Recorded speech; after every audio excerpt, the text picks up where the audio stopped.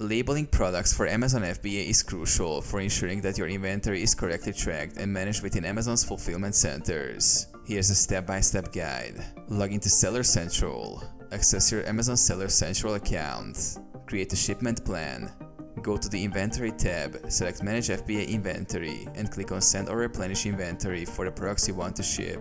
Select Labeling option. During the shipment plan process, choose whether you will label products yourself or use Amazon's labeling service. If you opt for Amazon's service, you will pay a fee per unit for labeling.